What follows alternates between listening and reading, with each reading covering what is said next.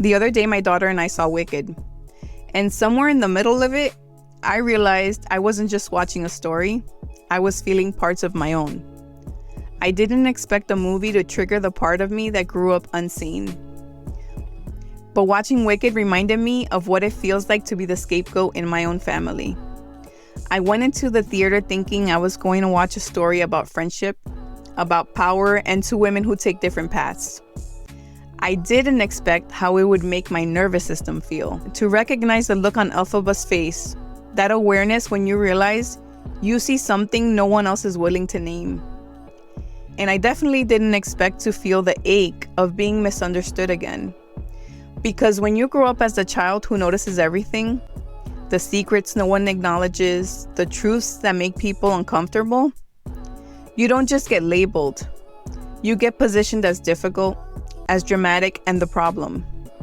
The movie made me think about what happens when the person who tells the truth becomes the villain in the story. And I realized something. Sometimes the wicked one isn't the dangerous one. She's just the one who refuses to lie. This is Born Tired, where survival meets healing.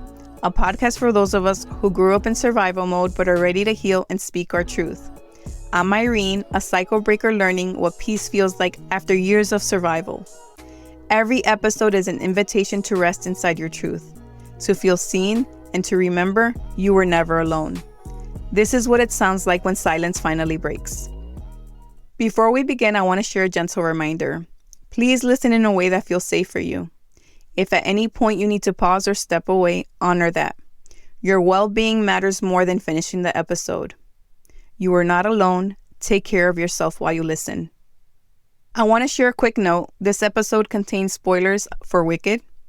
If you haven't seen the movie yet and want to experience it without knowing key moments, you may want to pause and come back after. There's a moment in Wicked where you realize Elphaba isn't wicked. She's inconvenient. She sees the truth before everyone else does. She questions authority and refuses to go along with what everyone else accepts. And because of that, she becomes the problem. She didn't cause harm to anyone, but she disrupted comfort. That's the scapegoat archetype. The child who notices what no one wants to acknowledge, names what everyone else tiptoes around, and refuses to pretend. I was that child. I noticed everything. The shifts in moods, the way the story changed depending on who was in the room. And instead of being protected, I was positioned as too much. Elphaba wasn't wicked. She was honest. And honesty inside dysfunctional system is often punished. And there's also something about the dynamic between Elphaba and Glinda that hurt in a very specific way. Because every scapegoat has that one person they hoped would choose them and not the family lie. Watching Glinda hesitate and wrestle, watching her stand there in the safety of belonging, it brought up so many emotions for me. There was always a part of me that hoped someone would say, "This isn't right. That's not who she is. I see what's happening." The loneliness of being the different one isn't just about rejection. It's about invisibility. Knowing someone sees what's happening and still chooses silence. That scene didn't just make me emotional. It reminded me of the ache of not being defended. And no matter how much healing I do, it doesn't erase that ache. When Elphaba dies, something in me understood it immediately. Because the scapegoat doesn't usually stay and fight. We detach. We disappear. We go no contact. We have to leave the system and release the role they forced on us. Because that's the only way we're going to get peace. There's a kind of death that happens when you stop participating in the family narrative. You become the villain in the story. You become ungrateful, unstable. And yet you're finally able to breathe. In the movie, Elphaba didn't actually die. Elphaba disappeared. There's something about stories like Wicked that bypass logic and go straight to the body. You don't just watch them, you feel them. And what stayed with me wasn't the spectacle or even the plot. It was the emotional architecture underneath it. The way systems decide who gets protected and who gets projected onto. The way narratives get constructed around the person who disrupts comfort. As a child, I didn't have language for archetypes. I didn't know the word scapegoat or truth teller. I just knew that when something fell off in my family and I reacted to it, somehow I became the issue. If I pointed out inconsistency, I was disrespectful. If I expressed hurt, I was dramatic. If I withdrew to protect myself, I was cold. There is something destabilizing about growing up in an environment where your accurate perception is treated as distortion. It teaches you to question your instincts, to monitor your tone, and to scan constantly for the moment when reality might shift and you'll be blamed for it. Watching Elphaba, I was struck not just by her isolation, but by the way it gets turned inward. The way her integrity becomes seen as defiance. Her difference becomes a threat. The way the system preserves itself by labeling her. That's the part people don't talk about enough. There's a functionality to scapegoating. There's another layer to this that I've been sitting with. The scapegoat isn't just the one who sees the truth. They're often the one who feels everything. The one who notices energy before anything is said. Who can sense when something is off even when everyone else is pretending it's not.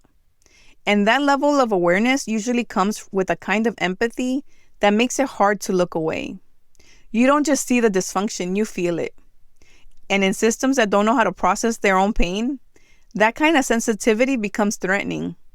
Because when you're that attuned, you become a mirror reflecting what others haven't faced in themselves. The anger that was never acknowledged. The hurt that was never processed. The patterns no one wants to take responsibility for. And instead of sitting in that discomfort, the system finds a place to put it. It gets projected outward, assigned and contained. That's where the scapegoat comes in, because they made it visible. There's something painful about realizing that what was labeled too much in you was often just the capacity to feel what others were avoiding. Your empathy exposed the problem.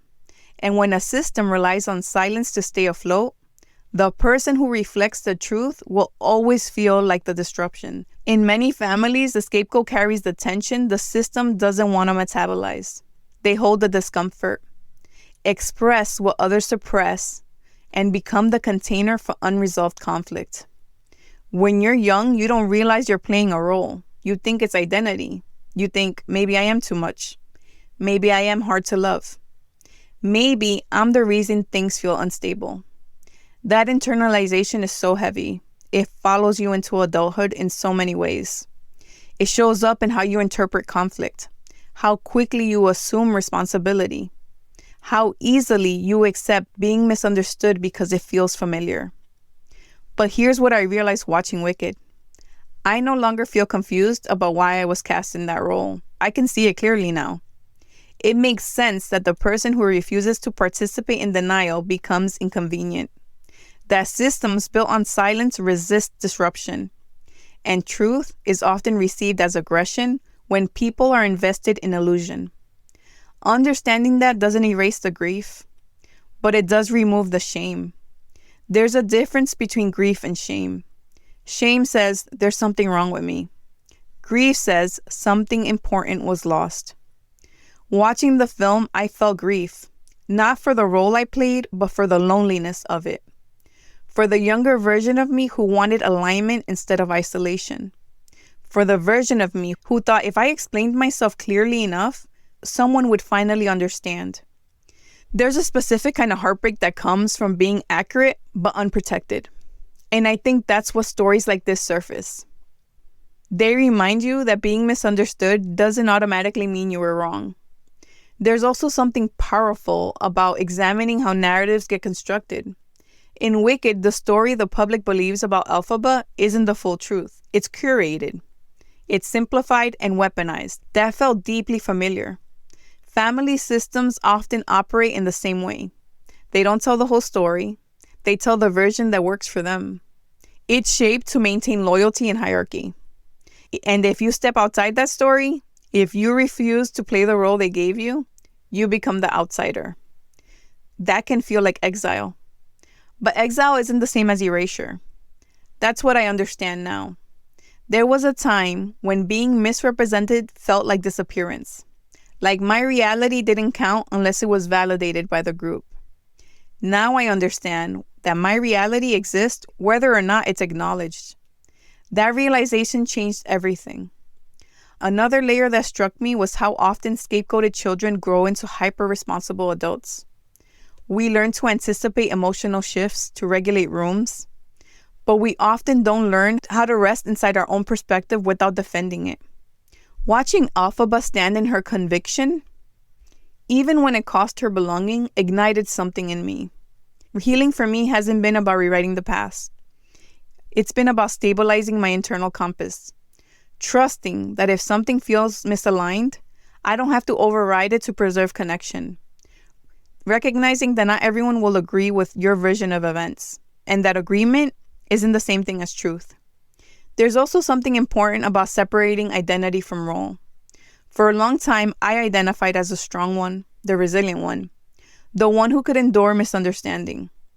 But endurance isn't the same thing as peace. Peace comes later. It came when I stopped trying to correct the narrative and I started building a life outside of it. Watching the movie didn't make me want to be vindicated. It made me grateful. Grateful that I don't have to be chosen by the people who couldn't see me.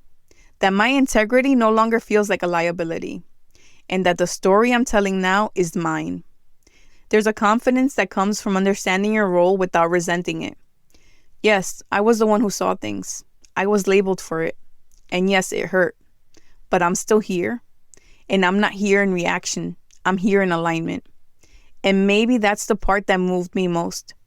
The recognition that sometimes the wicked woman isn't dangerous. She's grounded in herself. She's no longer negotiating her perception for the comfort of others.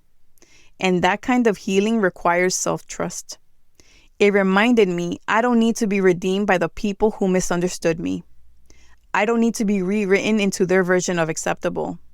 I only need to remain steady in my own narrative. And that steadiness, more than vindication, more than validation, is what feels like freedom. For a long time, I thought healing meant being understood. I thought it meant the narrative eventually correcting itself. That one day the people who misread me would look back and say, we got that wrong. But what I've come to understand is that peace doesn't require agreement. It requires alignment. Agreement is external. It depends on other people. Alignment is internal. It depends on you. Watching Elphaba be cast as something she wasn't didn't stir up the need to defend myself anymore. It reminded me that when you grow up being misrepresented, your nervous system gets trained to anticipate correction, to explain, to justify and soften your edges so you're easier to hold. At some point, that becomes exhausting. The real shift for me hasn't been proving that I wasn't the villain. It's been releasing the need to prove anything at all. Because the truth doesn't become more true when it's validated by the people who denied it. There was a time when being the scapegoat felt like isolation. Now, it feels like I'm standing in my own truth. It means I saw something, I responded to something. I didn't override myself to maintain harmony. That doesn't make me wicked, it makes me awake. And awakening inside a system that relies on sleep always creates tension. One of the hardest parts of stepping out of a family role is accepting that you may never get the scene where someone stands up and says she was right. You may never get the public correction, the apology that makes everything okay. And that used to hurt. But now it's more of a recognition of what could have been. A grief that no longer consumes me but still exists. Grief doesn't mean I want to go back. It means I'm honest about what I needed. There's something powerful about being able to say, that hurt me, without needing anyone else to confirm it. Another thing I noticed is that I no longer feel pulled to fight the story. When you spent years being cast in a role, you can become hyper-focused on correcting it, on gathering evidence and proving your perception. But there comes a point where you realize that fighting the narrative keeps you tied to it. And freedom looks like building something outside of it. That's what this platform has been for me. I created Born Tired, a space for survivors to feel seen, to name the roles and break the silence. I became the adult I needed when I was young, the one who says, I believe you, you're not crazy, you're not the problem. They tried to make me small. They tried to make me the villain. Instead, I became visible. There's a difference between speaking to be heard by the people who silenced you and speaking because your voice deserves space.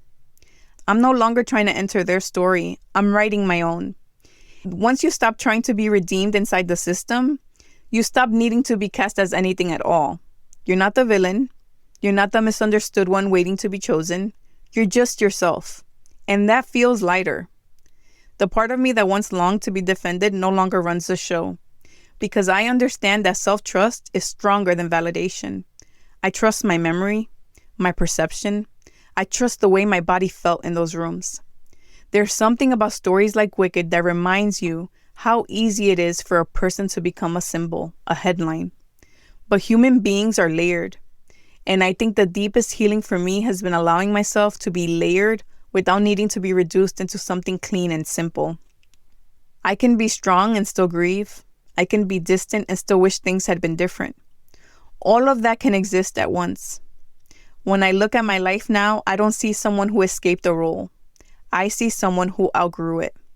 The scapegoat identity doesn't define me anymore. It doesn't determine who I'm becoming. There's a difference between survival and healing. Survival organizes around threat. Healing organizes around choice. And today, my life feels organized around choice. I choose who I engage with. I choose what I respond to. And I choose what narratives I participate in. That choice is the real magic.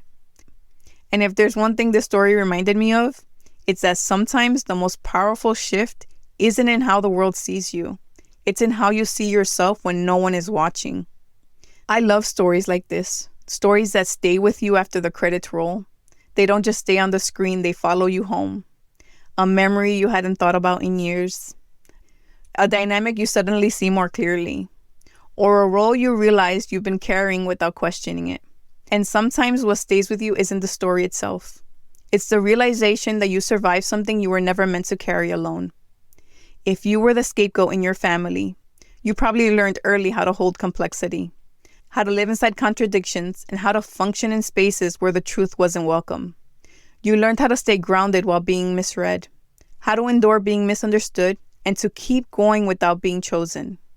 That kind of strength doesn't always get acknowledged, but it exists. And maybe what this story reminds you of isn't the pain, but the resilience and the integrity. There is something powerful about looking back at the role you played and realizing you were responding to something real.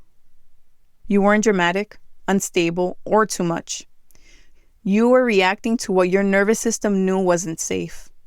That awareness can change how you hold yourself now. You don't have to rewrite history to move forward, or to convince anyone of your version, or to correct every distortion. Sometimes healing looks like stepping out of the courtroom entirely. No more presenting evidence, no more defending your perception, no more waiting for a verdict.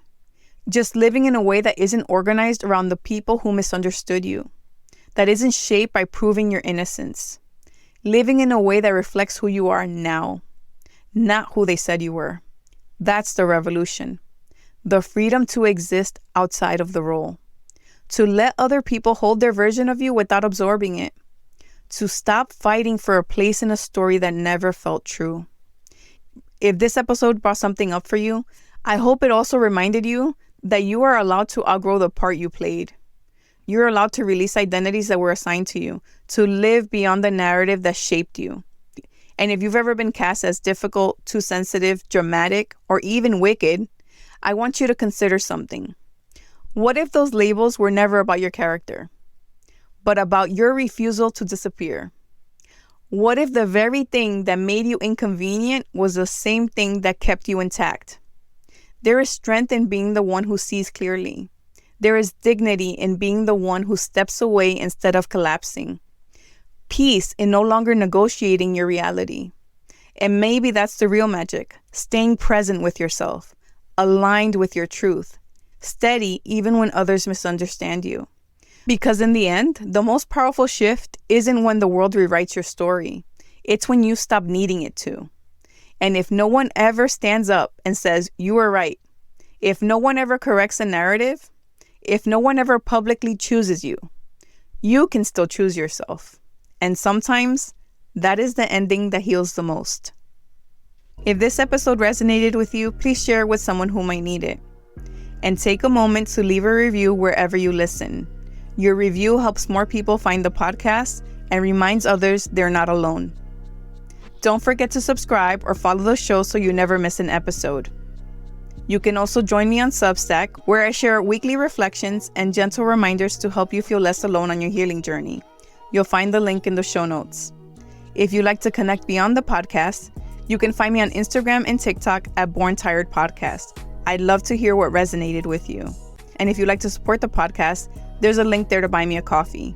Thank you for being here, for listening with an open heart. Most of all, remember this: your story matters, your voice matters, and you are not alone.